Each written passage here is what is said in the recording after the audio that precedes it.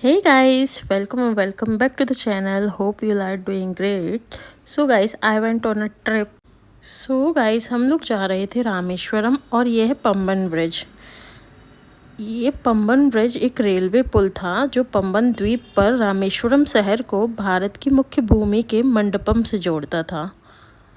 ये ब्रिज 24 जनवरी 1914 को खोला गया है। यह भारत का पहला समुद्री पुल था और 2010 में बांद्रा वर्ली से लिंक के खुलने तक भारत का सबसे लंबा पुल था। दिसंबर 2022 में जंग लगने के कारण इसे बंद कर दिया गया था।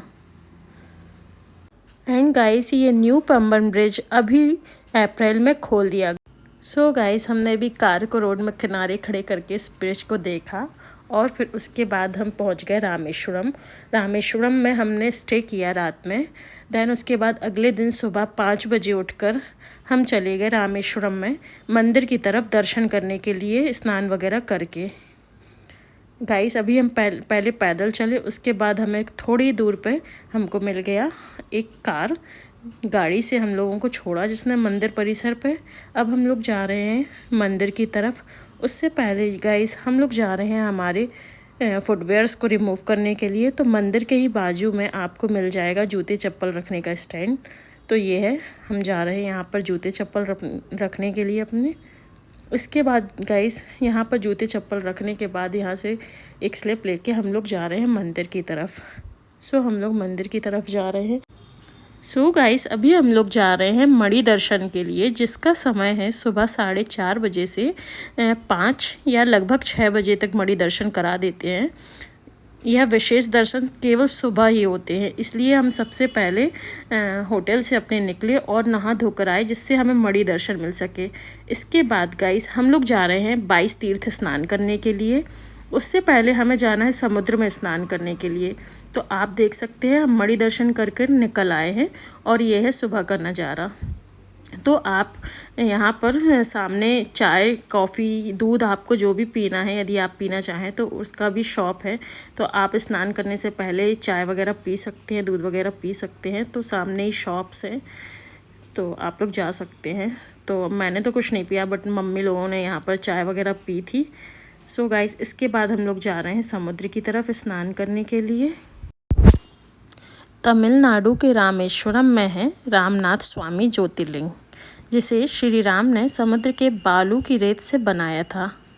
कहा जाता है कि इस शिवलिंग का निर्माण उस समय हुआ था जब श्री राम लंका के राजा रावण से युद्ध करने की तैयारी कर रहे थे। सो हम लोग जा रहे हैं समुद्र की तरफ स्नान करने के लिए।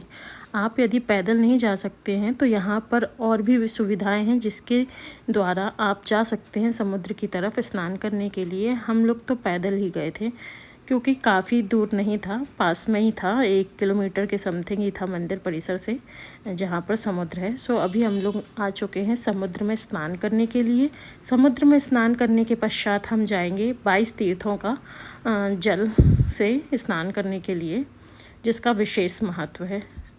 तो गाइस, अभी हम लोग जा रहे हैं समुद्र की तरफ और यहाँ पर सब लोग आप देख सकते हैं, बहुत सारे लोग हैं और यहाँ का समुद्र शांत है, इतनी ज़्यादा लहरें नहीं हैं।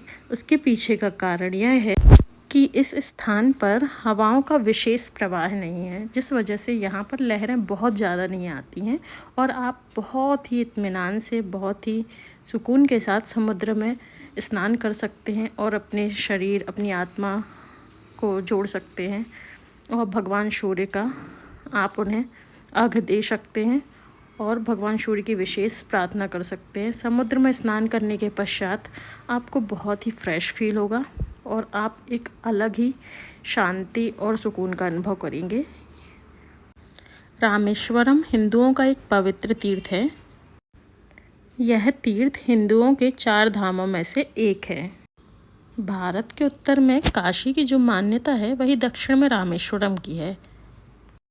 शिव जी के 12 ज्योतिर्लिंगों में 11वां है रामेश्वरम। धार्मिक मान्यताओं के अनुसार भगवान राम ने समुद्र देवता को प्रसन्न करने के लिए तपस्या की थी। प्रसन्न होकर समुद्र देवता ने भगवान राम को आशीर्वाद दिया कि वह समुद्र पर पत्थरों का पुल बना सकते हैं। राम ने अपनी वानर सेना के साथ मिलकर पत्थरों को समुद्र में फेंका और वे पत्थर पानी में तैरने लगे थे। ऋषियों ने श्री राम को ब्रह्म हत्या के पाप का प्रायश्चित करने के लिए कहा। ऋषियों ने श्री राम से कहा कि वे शिवलिंग स्थापित करके अभिषेक करें। इसके बाद वहां सीता द्वारा बनाया गया बालू का शिवलिंग स्थापित किया गया और श्री राम ने उसकी पूजा की। इसी वजह से ज्योतिर्लिंग का नाम रामेश्वरम पड़ा। भगवान राम जब 14 वर्ष का वनवास पूरा करके और लंकापति रावण का वध करके माँ सीता के साथ आए तो ऋषि मुनियों ने उनसे कहा कि उन पर ब्राह्मण हत्या का पाप लगा हुआ है, क्योंकि रावण ब्राह्मण था। इसलिए इस पाप से मुक्त होने के लिए रामेश्वरम में स्नान करने के साथ शिवलिंग स्थापना का विचार किया गया। सबसे पहले हमने मंदिर में मणि दर्शन किए। रामेश्वरम मंदिर में सुबह की एक विशेष पूजा है। यह मणि है, एक स्फटिक नामक क्रिस्टल से बनी है, जो एक पवित्र शिवलिंग के आकार में है। ऐसा माना जाता है कि यह शेषनाग की मणि है। समुद्र में स्नान करने के पश्चात हमने जो मणि दर्शन किए उसका विशेष महत्व है। मणि दर्शन को एक पवित्र और शुभ माना जाता है, इसलिए सबसे पहले सुबह मणि दर्शन होते हैं, जिसका समय सुबह 4 बजे से 6 बजे तक के बीच में है। इसके पश्चात हम आ गए थे यहाँ पर समुद्र में स्नान करने के लिए। समुद्र में स्नान करने के पीछे का कारण यह है कि श्रद्धालु पूजा से पहले स्नान करते हैं। हालांकि ऐसा करना अनिवार्य नहीं है। रामेश्वरम के इन तीर्थों में नहाना लेकिन काफ़ी शुभ माना जाता है।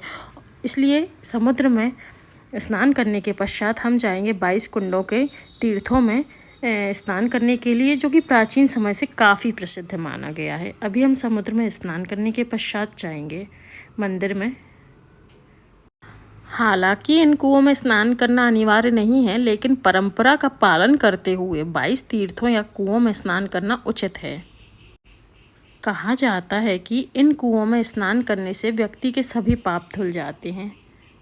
उसके पहले हम समुद्र में स्नान करने की परंपरा निभा रहे हैं। रामेश्वरम मंदिर का इतिहास रामायण से जुड़ा हुआ है। रामेश्वरम का दुनिया भर के शैव और धर्मनिष्ठ हिंदुओं के दिलों में एक अपूर्णीय स्थान है।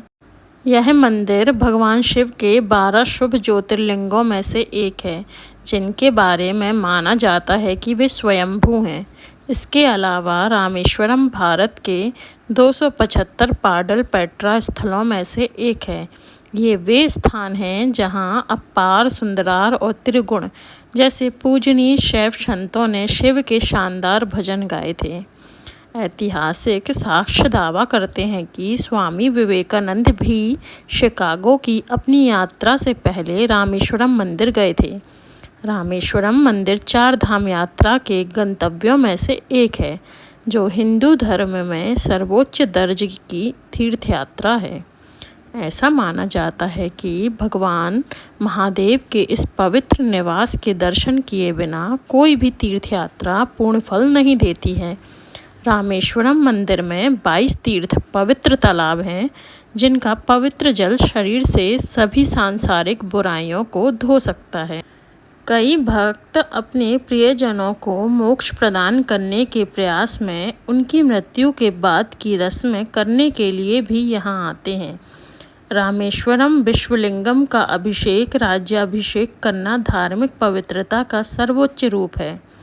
रामेश्वरम की यात्रा करने वाले कई भक्तों का दावा है कि उन्होंने अपनी पूरी यात्रा के दौरान राहत की एक जबरदस्त भावना महसूस की। कुछ अनोखी घटनाएं जो कि उल्लेखनीय हैं, वे रामेश्वरम मंदिर के 22 पवित्र तीर्थों से संबंधित हैं।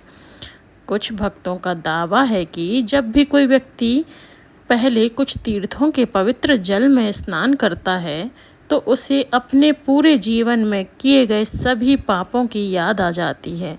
लोगों ने दावा किया है कि वे अपने मन में स्लाइड शो की तरह अपने चरित्र में अपने सभी गलत कामों और खामियों को देख सकते हैं। वे कहते हैं कि एक बार जब कोई व्यक्ति पहले कुछ तीर्थों में स्नान कर लेता है तो ये दृश्य फीके पड़ने लगते हैं और उसका मन शांत हो जाता है।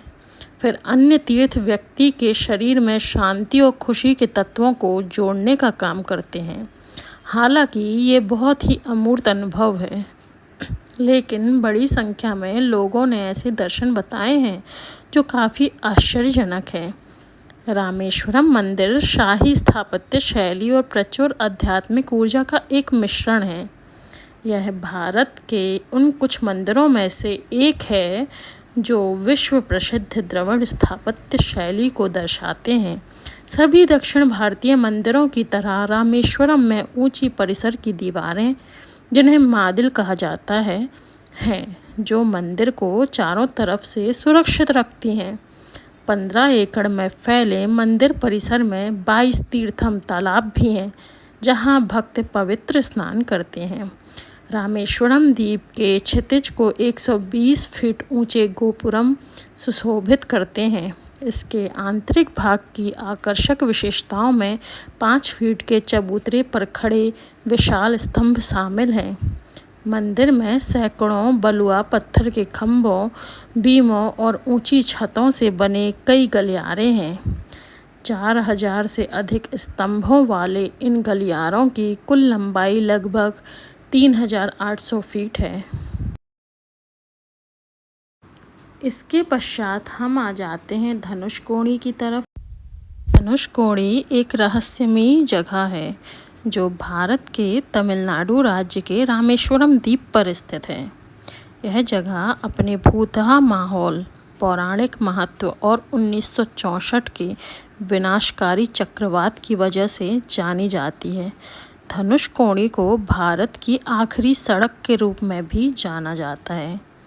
धनुषकोडी का रहस्य कुछ इस प्रकार है कि यहाँ भूतिया जगह धनुषकोडी को एक भूतिया शहर माना जाता है, खासकर रात में। स्थानीय लोग बताते हैं कि यहाँ शाम ढलते ही भूतों की आवाज़ें सुनाई देती हैं और लोगों को डर लगता है। राम सेतु का संबंध भी है। मान्यता है कि धनुषकोडी वही जगह है जहाँ से भगवान राम ने अपनी वानर सेना के साथ लंका तक राम सेतु का निर्माण शुरू किया था। धनुषकोडी का अर्थ है धनुष का सिरा। माना जाता है कि भगवान राम ने अपने धनुष के एक सिरे से राम सेतु को तोड़कर मार्ग बनाया था। धनुषकोडी रामेश्वरम से केवल 15 किलोमीटर की दूरी पर है और इसे रामेश्वरम के पास एक प्रसिद्ध पर्यटन स्थल माना जाता है। इसलिए जो भी भक्तगण रामेश्वरम आते हैं वो धनुषकोडी जरूर आते हैं। धनुषकोडी को भारत की आखिरी सड़क के रूप में भी जाना जाता है, जो भारत के अंतिम छोर पर स्थित है। धनुषकोडी को भारत की भूमि का अंत कहा जाता है क्योंकि यह पंबन द्वीप के सबसे दक्षिणी सिरे पर स्थित है। यह भूमि की एक संकीर्ण पट्टी है जो समुद्र तक फैली हुई है और इसे भारत की मुख्य भूमि से श्रीलंका का निकटतम बिंदु माना जाता है।